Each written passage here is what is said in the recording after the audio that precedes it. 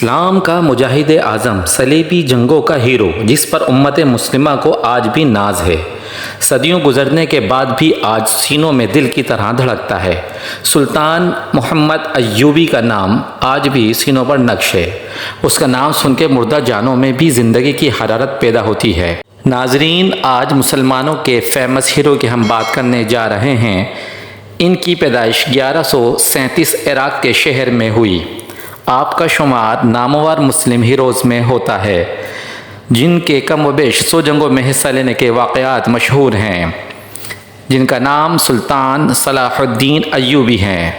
مصر، شام، فلسطین، یمن مسلم خاندان کے بانی اور مسلم ہیروز میں سب سے مشہور 2 اکتوبر 1187 فرنگوں کے 2 دہائی کے قبضے کا خاتمہ کیا۔ یروشلم فلسطین، جس کو ہم مسلمان اپنے سروں کا تاج کہتے ہیں، اس کو اپنے قبضے میں کیا اور ایک بہت بڑی طاقت کو منہ کے بل گھسیٹ کر اس کو ملیا میٹ کر کے رکھ دیا اور مسلمان طاقتور ہو کر ابھرنے لگے۔ ان کا تعلق کرد خاندان سے ہے۔ زیادہ تر کرد خاندان کے لوگ ایران، عراق، ترکی کے متسلم علاقوں میں رہتے ہیں۔ یہ وہ مرد مجاہد ہیں جنہوں نے بہت سے محاذوں پر مسلمانوں کا سر فخر سے بلند کیا۔ عیسائی، یہودی اور ہر طریقے کا طبقہ اور ہر طریقے کے عوام نے ان کی رحم دلی، ان کی رعایت اور ان کی جانفشانی کو سراہا ہے۔ ان کا نام سلطان صلاح الدین ایوبی ہے اور صلیبی جنگجوؤں کے درمیان کئی دفعہ سلطان صلاح الدین ایوبی رحمۃ اللہ تعالی علیہ کا مقابلہ ہوا۔ جنگ کے مقابلے میں سلطان نے کبھی بھی ہار نہ مانی اور صلیبیوں کو فلسطین سے بھی باہر نکال پھینکا۔ سلطان صلاح الدین ایوبی ایسا نام ہے جس سے مسیحی آج بھی کانپتے ہیں۔ عراق میں ایک بڑھئی نے اپنے آخری عمر میں اپنی زندگی کا نچوڑ ایک شاہکار بنایا۔ ایسا خوبصورت شاہکار کہ اخروٹ کی لکڑی سے ممبر تیار کیا اور اس میں موتی لگائے، جو دیکھتا رہ جاتا۔ پیسے والوں نے آ کے اس کی بولی لگائی، لیکن وہ بڑھئی کہتا کہ میں اسے نہیں بیچوں گا، بلکہ یہ انشاءاللہ بیت المقدس کی زینت بنے گا۔ یہ ممبر شریف بیت المقدس میں لگے گا۔ لوگ کہنے لگے کہ وہ تو عیسائیوں کے قبضے میں ہے۔ اس نے کہا، یہ خدا جانے، میرا کام تھا اس کو بنانا۔ ایسا انشاءاللہ اللہ مرد مجاہد بھیجے گا کہ وہ اس کو بیت المقدس میں لگا دے گا۔ اور اللہ کا کرنا دیکھیں کہ ایک بچہ جو بڑا ہوتا ہے اور پھر وہ الحمدللہ مسلمانوں کا سپہ سالار بنتا ہے، اور ان کا نام ہے سلطان صلاح الدین ایوبی رحمۃ اللہ تعالی علیہ، جنہوں نے بیت المقدس کو فتح کیا، اور یہ ممبر اللہ تبارک و تعالی نے ان کے ہاتھوں سے بیت المقدس کی زینت بنایا۔ نور الدین زنگی کی تربیت پہ رہنے والے سپاہی کشاں چلتا ہے۔ بسا اوقات خاندان الگ تھا، پیسوں والوں کا خاندان تھا، مگر اللہ جس سے جو چاہے کام لے لے، رب تعالیٰ نے ان کو چن لیا۔ ایک دور تھا عیسائیوں نے بیت المقدس پر قبضہ کیا اور مسلمان حکمران میں بعض عیاش پرست بھی تھے، مستیوں میں تھے، خرابی میں ملوث تھے۔ انتشار الگ الگ سب ممالک میں ایک دوسرے میں لڑائی جھگڑے انتشار تھا، کوئی ایک بین الاقوامی اتحاد نہیں تھا۔ ایک اللہ کا سپاہی اٹھتا ہے اور فکر مند ہے، راتوں کی نیندیں اٹھ چکی ہیں، آرام ختم ہے، بس فکر ایک ہے، تو یہ ہے کہ بیت المقدس کو یہودیوں کے قبضے سے کیسے آزاد کرایا جائے۔ یہ وہ مقام مقدس بھی ہے جہاں سے میرے آقا نبی کریم علیہ الصلاۃ والسلام معراج شریف تشریف فرما ہوئے، اور ہمارے آقا نبی کریم علیہ السلام نے ہزاروں انبیاء علیہ السلام کی امامت فرمائی۔ اگر یہ مسجد ہمارے پاس نہیں ہے تو ہم مسلمانوں کی کوئی عزت نہیں ہے۔ یہی سوچ لے کر آگے بڑھے، مصر تشریف لائے۔ یہاں نور الدین زنگی رحمۃ اللہ تعالی علیہ کے انتقال کے بعد انہوں نے سپہ سالار بنے، مصر کا گورنر بنایا گیا۔ اس زمانے میں ایک علاقہ کرک جو اردن میں واقع ہے، وہاں پر ایک حکمران تھا جس کا قلعہ اوپر اونچی اور دشوار گزار پہاڑیوں پر واقع تھا۔ اس کا نام رچنالڈ تھا۔ کرک کے قریب سے راستے سے حاجیوں کا قافلہ گزر رہا تھا۔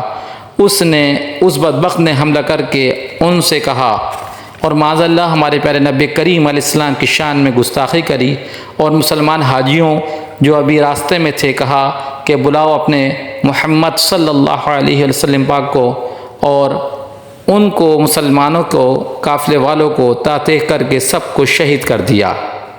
جب یہ خبر سلطان صلاح الدین ایوبی رحمۃ اللہ تعالی علیہ تک پہنچی تو تاریخ گواہ ہے کہ وہ سلطان دانت پیستا تھا اور غصے سے اس کی رگیں پھول جاتی تھیں، اور وہ یہ کہتے تھے کہ جب تک اس ظالم کو کیفر کردار تک نہیں پہنچاؤں گا چین کی نیند نہیں سوؤں گا۔ پھر 2 سال تک جنگی مہموں کو تربیت دیتے رہے اور اپنی نیند آرام سب کچھ قربان کر دیا۔ جب نیند کا غلبہ بہت زیادہ ہوتا تو خیموں کی چوپ یعنی لکڑی کے ساتھ کچھ دیر کھڑے ہو کے آرام کرتے۔ حطین کی لڑائی ہوئی فلسطین میں، اس میں سارا یورپ اپنی طاقت کے ساتھ میدان میں اترا۔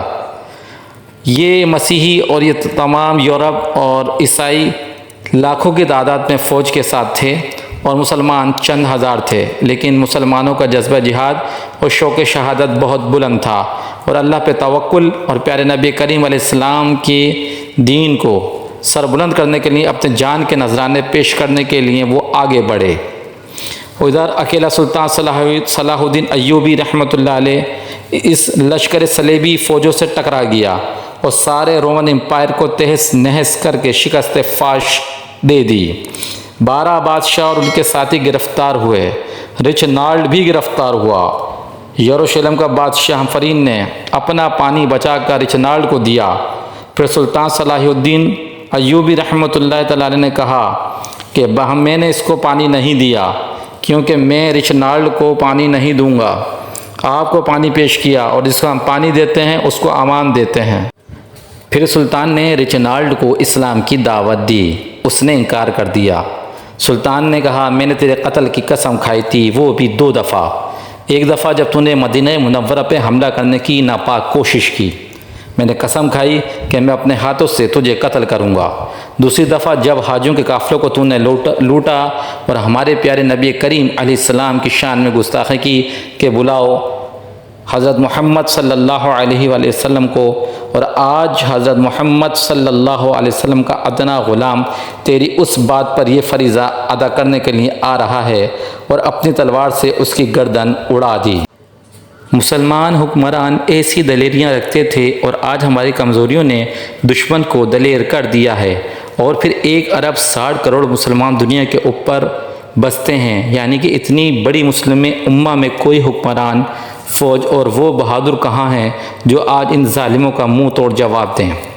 انہیں سبق سکھائیں، ان کی بدماشیاں غنڈہ گردی ختم کریں، ان کے گلے میں پٹا ڈالیں۔ اس کے لیے پوری امت پوری قوت کے ساتھ مل کر کھڑے ہو اور اس صہیونی اور اس کے حمایتوں کا مقابلہ کرنا ہوگا، اور مظلوم فلسطینی بچوں اور عورتوں جوان بوڑھوں کی شہادت کا بدلہ لینا ہوگا۔ اس وقت ہمارا المیہ یہ ہے کہ ہمارے پاس کوئی عالمی لیڈر نہیں ہے۔ عوام کے جذبے یقیناً قابل دید ہیں، دیکھنے کے قابل ہیں، لیکن امت کے پاس ایسا کوئی شخص نہیں جو عوام کی رہنمائی فرمائے۔ ملک بھی خالی ہیں اور عالمی لیول پر بھی ہم کسی امام سے محروم ہیں۔ اللہ وہ دن لائے مگر ہمیں اپنی صفیں سیدھی کرنی ہوں گی۔ ہم اپنی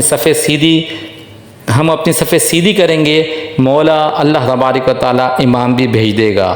وہ وقت آئے گا ہم اس کے جھنڈے کے نیچے کھڑے ہوں گے۔ تاریخ میں ہم نے پڑھا ہے، صحیح احادیث میں آتا ہے، امت مسلمہ وہ باغ پن پائے گی کہ اگر کوئی یہودی کسی پتھر یا درخت کے پیچھے چھپ کر پناہ مانگے گا تو وہ درخت پتھر مسلمان مجاہدین کو کہے گا ادھر آ، یہ ظالم میرے پیچھے چھپا ہوا ہے۔